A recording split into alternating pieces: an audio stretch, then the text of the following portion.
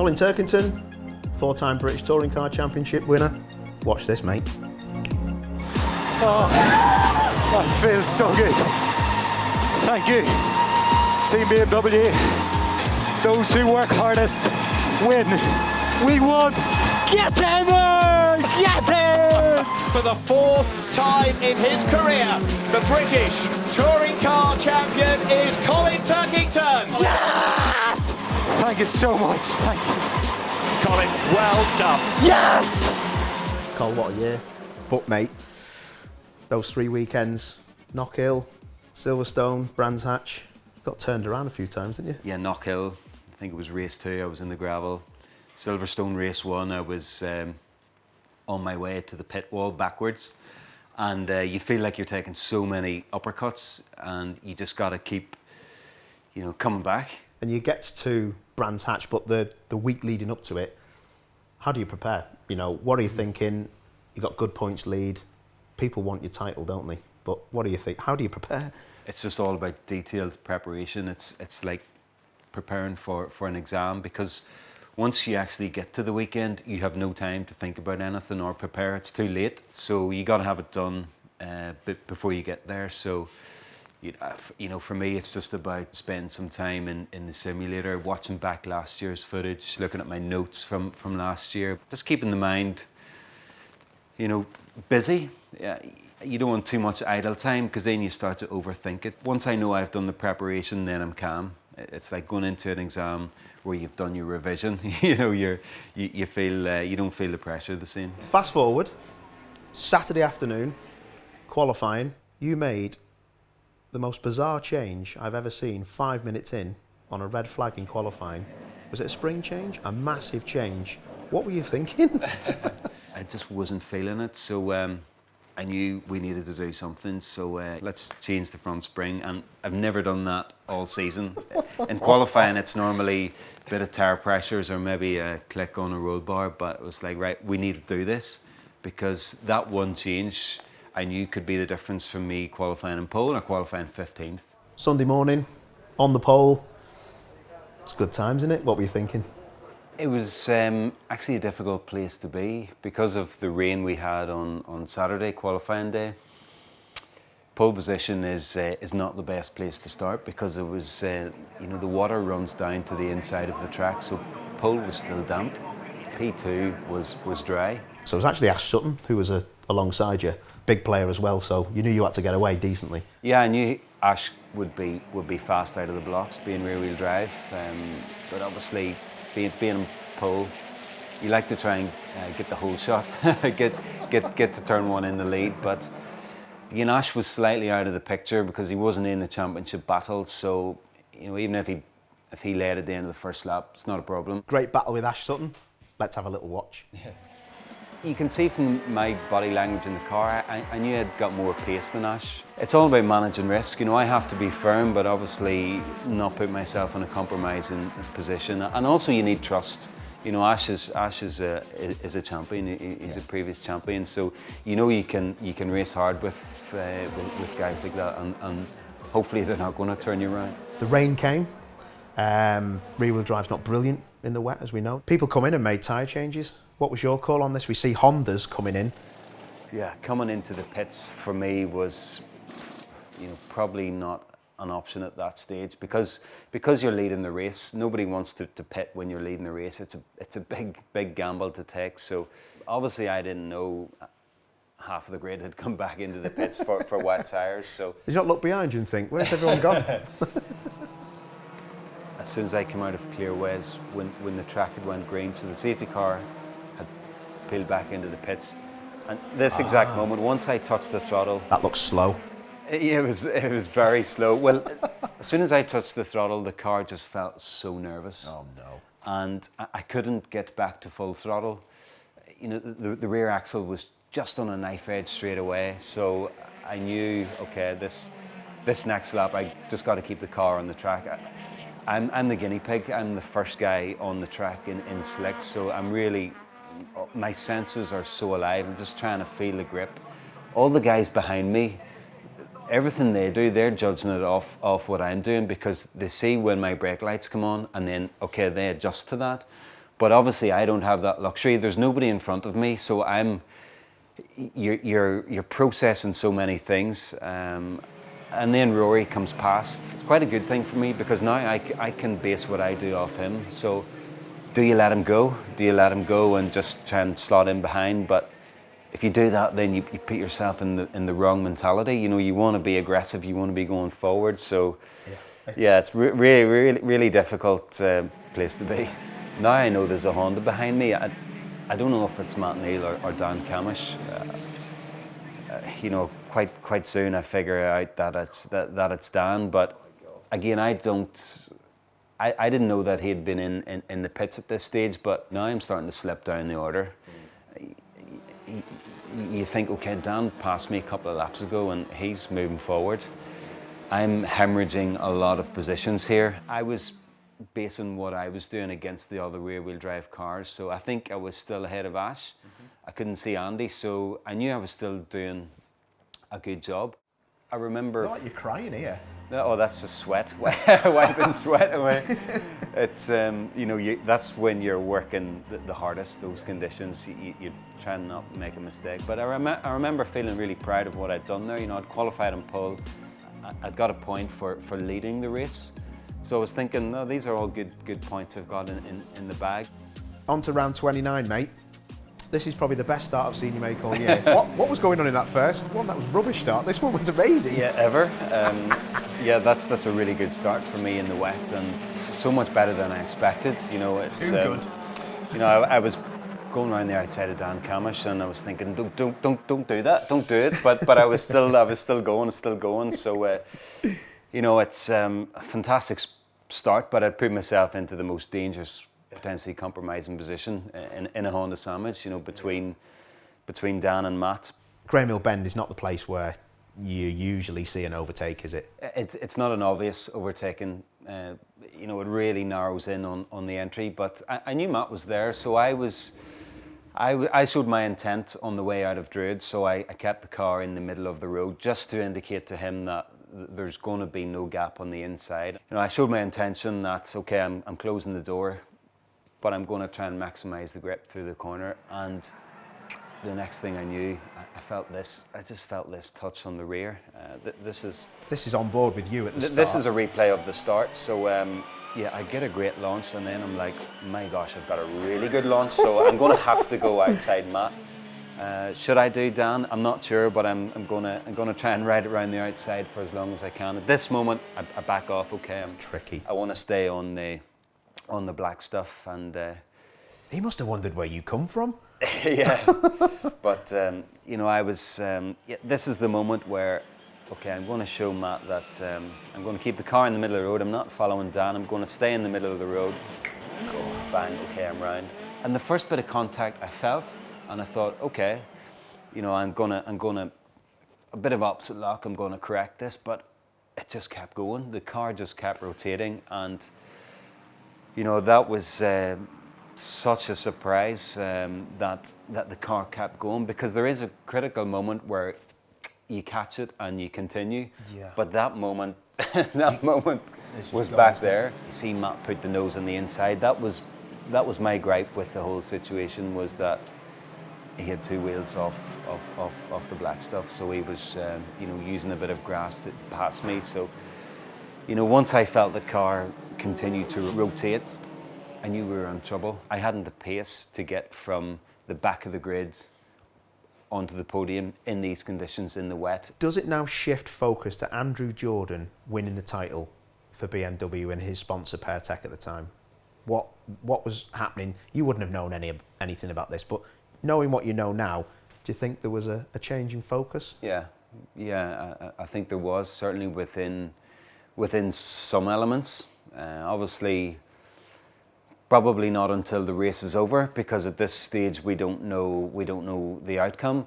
But as we stand, both Dan and Andrew are in the box seat now. This is life or death. This is what it feels to me. It's absolutely everything's on the line. It's everything you work for, you fight for, your reputation, your legacy, everything feels like it's on the line. So huge shift in the championship battle, huge shift. On that onboard footage, mate, you look pretty, not given up, but you look dejected. I mean, you tell me how it is. I could tell by your eyes. Yeah, I was completely distraught. It's the moment in any championship. You know, I've had it before when I come close to winning in 2017 and 2016. You're fighting for the championship, and then there's a moment when it's over, where you can't win any longer, and you just, okay, that's it, and you're gutted. And I had that feeling. Are you consoled, supported, or just pushed even more by some kind of positive person? Say Louise, your wife, the team, Dick, Mike, your engineer, your number one. What's the sketch? Yeah, you go through it all. You know, it almost feels like you do the walk of shame from out of the car, from the garage into the truck. There's so many people about on that race weekend. You got team people, you got the wider BMW network, you got friends, family, supporters, fans. So I just get in there, take my wetsuit off, dry myself off, and just almost stand in disbelief. It's just like, what happened? I'm not sure what happened. Can't quite believe what happened. Oh, what do we do now? You know, that was round 29. You know, I've grafted from round 1. You know, that kind of happened. I come in with a 17-point lead. You know, I've won 5 races this year. We went into the technical debrief. Obviously, the mood was very low in my corner. The mood was very rosy in AJ's corner. You know, he was now like, okay, I'm on. It's on for me.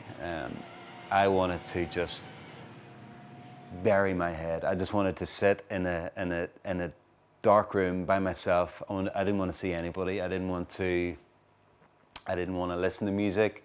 I didn't want to eat. I didn't want to look at social media. I just wanted to sit in a room by myself, just with my head sort of down, and just try and just be by myself. I didn't want any noise. The only people I really felt big belief still from were Dan, my engineer, and Louise, my wife, because we went back in to talk about strategy for race 3. At that stage, you talk around the room, and it's almost asking you if you're prepared to help the other guy in a roundabout way. So it's like team management is asking drivers, are they willing to support another driver who has the best chance of winning, which is AJ. I was sort of considering the answer to that, and then out of nowhere it was like, Dan, my engineer, was like, what do you mean? We're in this champion. We're in this. You know, Colin is not out of this.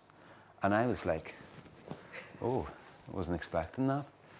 And he was like, Dan was fully believing that I'm going to win this. And I think everybody else in the room was like, you lost your marbles. And at that moment, I was like, this guy really believes I can still do this.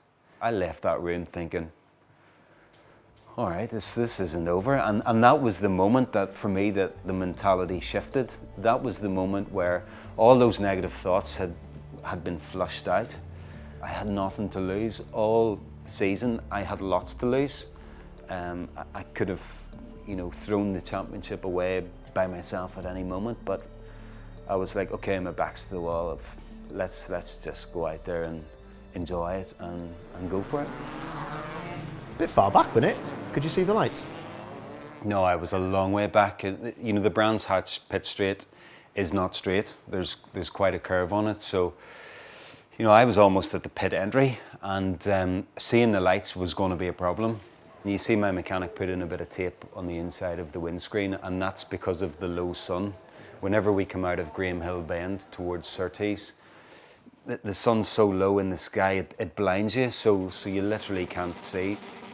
I was just listening for Dan, my engineer's call to go, and I was just going to drop the clutch, and I was going to make the best start of the season. The first third of the race really did go to plan for me. I'd passed 3 cars before I'd got to the first corner. I'd passed 10 cars by the end of the first lap. So already I was on the cusp of the points. At the end of lap 1, I could see the back of that Honda, and I was like, I'm coming for you. I am coming for you. So obviously, I'm in the pack now. I'm in with a lot of quick cars. So I'm behind Tom Ingram. Matt Neal's behind me. So your rate of progress through the race slows down. You know, you can't just pass a car a lap. So I knew from the early part of the race that the car felt a little bit lazy for my liking, a little bit sloppy, but I had that thought, but straight away I ruled it out. I was like, it doesn't actually matter how the car feels in this race, you just got to drive it above and beyond. So I was going to wring the neck out of that car. I was just going to drive it as hard as I could and just keep focused on going forward. You can see there, Dan Camish's brakes are glowing. Were you told at any stage that he looks like he's struggling with his brakes, or is it just, it's a touring car, he's probably left foot braking, working the car hard? I had no idea he was in trouble. I think he probably knew he was in trouble from the early laps. The laps are ticking down, but the race is still heading the right direction for me. From where I've come from, I can see the race leader as well, so it's game on. It was a dogfight, wasn't it? It was a real dogfight. As soon as I got behind Dan, He looks like he's driving differently now. I knew he was driving in the mirrors. He had never been in a championship shootout before like this, so he was on rocky ground, and as soon as I got behind him, I felt the momentum of the race shift, and I started just to give him a few little nudges, just to wave in his mirror and say, look who it is, I'm here, and I'm going to give you a right hard time here. I'm not going to do anything dirty or nasty, but I'm going to make your life hard. Watching Dan Camish's car, you're behind it, I just seen him 3 or 4 brake light flashes. That to me says, I'm pumping the pedal. I've got a long pedal. Yeah. And if I see that, and I'm sure you've seen that, you know now it's game on. Well, I didn't pick up on that in the race because I had it wasn't in my consciousness that he would have an issue with the brakes. So, yeah, you see people's brake lights flick on and off, but he could have just been pumping up the pedal. So I wasn't tuned in enough to know that he had an issue. You saw the vision I had there. It was so obscured. I was really struggling to see out through the window. But again, I knew I couldn't flick the wipers on, because once I flick the wipers, it's just a smear. Because we've no water bottle in the car. It's not like driving down the motorway where you flick the sprayers and it cleans your window. Dan goes to pass Ollie, and now I get the switch back. Now I get an overlap, and it's like, okay, I'm up the inside. That's close stuff, Yeah, that. yeah. But my opening come from him feeling the pressure to attack, and again that was just a slight shoulder charge from me to say That was shades of Giovanardi and you in 2009 for the title. It's a carbon copy. It's a carbon copy. Watch this. Going into Druids, I actually get into the back of him. Here. He goes wide, and when I saw Ollie go wide, I was like, come back. I don't need you that wide, because he had braked earlier than I thought, and I went into the back of him, and in BTCC now there's no push to pass, so if I had continued on and passed him, I then would have to let him repass me. So as soon as I hit him, he went wide. And I was like, Ollie, come back, get on the track, because I need you in front of me so that I can pass you. This pass has to be legal. But for me in the car now, there's so much energy, there's so much forward momentum that I've got the feeling that this race has turned into gold. You know, I've passed Dan, but I don't know where he is. I can't do anything about it, but I'm just going to now look for the next car, see where he is, and I'm going to try and pass him. Oh, This is the moment that ends Dan's championship. and you know nothing about this. I didn't know that was going to happen. He didn't know that was going to happen. His team didn't know that was going to happen. Have you looked in your mirror and not thought, where's he gone? No, because all I can see is cars and lights. Yeah. So I can't see that there's a black car missing. I have no idea. It was only halfway around that last lap that my engineer came on the radio and said, "You're back in the lead of the championship." I crossed the line and still I wasn't sure. I think I saw about 25 BMW people hanging over the pit wall. I think it did. But were they there for me or were they there for Andy, my teammate? Had I won or had he won? And all these things I don't know. My engineer come on the radio and I could hear loads of celebration in the background. But again, is that for me or is that for Andrew? So I'm waiting on something and it's killing me. And Dan said, he tried to say my name, but his voice broke when he said Colin. That's when I knew, and emotions like I have never felt, and I'll never feel emotions like that again. I know I won't, because I'd come from the darkest, deepest place. I couldn't let the emotion out. I couldn't let it out. I couldn't scream hard enough. There was nothing to hit hard enough. I hit the steering wheel, but it wasn't enough. You know, when you really want to hit a punch bag and let all your aggression out, there was nothing there. I tried for the roof, but my belts were on so tight I couldn't hit the roof, and I just started screaming. And I couldn't scream loud enough, and just off the Richter scale, completely off the Richter scale. And I was like a kid. I was trying to jump out of my seat. I was just hitting everything. I was screaming, I was shouting, I was crying. It's the ultimate high that only this can give you. And winning races are good. You know, the 3 championships that I won before were good, but this is next level stuff. This is a drug. This is a drug that I can't get anywhere else. It's not available. It's not on prescription. It's not on the black market. This is the drug of BTCC. This is the drug of winning. I've never in my life seen Colin Turkington, after 4 goes at winning it, do some of the things as an older man that you did when you got out this car. I just couldn't wait to see people. I couldn't wait to see Louise. Lewis, they're my #1 mechanic. You know, you're thinking about family. I'm just so happy, so happy.